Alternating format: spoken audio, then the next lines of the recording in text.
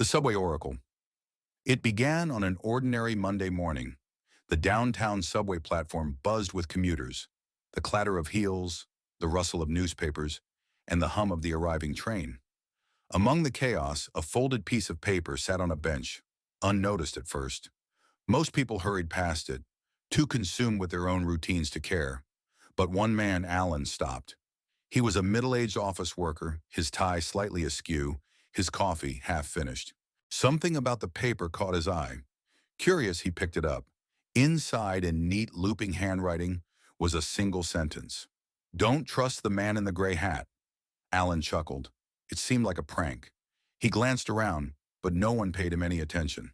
Shrugging, he stuffed the note into his pocket and boarded the train, forgetting about it almost immediately. That evening, as he watched the news, a headline flashed across the screen. "Pickpocket caught on downtown line." The description? A man in a gray hat. Alan froze. Slowly, he pulled the note from his pocket, rereading the words. Was it a coincidence? The next morning, Alan returned to the subway earlier than usual, his eyes scanning the platform. To his surprise, another note lay on the same bench. A small crowd had gathered around it this time, murmuring. Someone unfolded it and read aloud. "The clock strikes twice, but only once does it matter." The group exchanged puzzled looks. Some laughed it off, while others speculated wildly. Was it a riddle? A warning? Alan didn't know what to think. That evening, a violent thunderstorm swept through the city. Lightning struck the old clock tower downtown. Once, then again. The second strike froze the clock's hands at precisely 8:02 p.m. The morning note's cryptic words suddenly felt eerie. Word spread quickly about the notes. By the third morning, commuters crowded the bench. When the train arrived, another folded paper lay in its usual spot. "Turn left when your instincts scream right." A young woman named Maya read the note aloud, her voice trembling.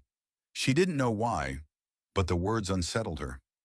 That evening, as she walked home from the subway, she saw a group of men arguing loudly on the right side of the street.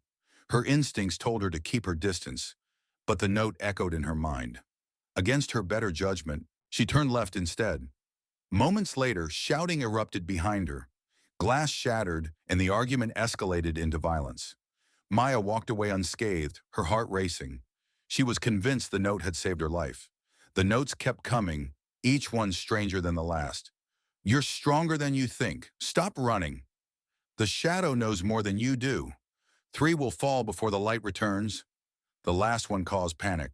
On the morning it appeared, subway riders glanced nervously at each other, wondering who or what the note referred to. That afternoon, a power outage plunged several trains into darkness, trapping passengers in the stifling heat.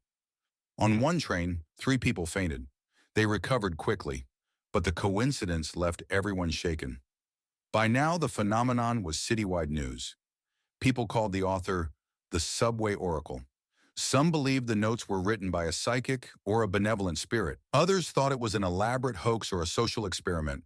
Subway security tried to solve the mystery. They installed cameras to monitor the bench, but every time they reviewed the footage, the same thing happened. One moment, the bench was empty. The next, the note was there. No one was ever seen placing it. Not all the notes were warnings. Some felt deeply personal. A man named Victor found a note that read, "The past doesn't define you. Take the leap." Victor had been debating whether to propose to his boyfriend after years of hesitation. Haunted by fears of failure, he'd convinced himself to wait. But the note's message resonated with him. That day, he bought a ring. When his boyfriend said yes, Victor felt a weight lift off his shoulders, as if the note had been written just for him.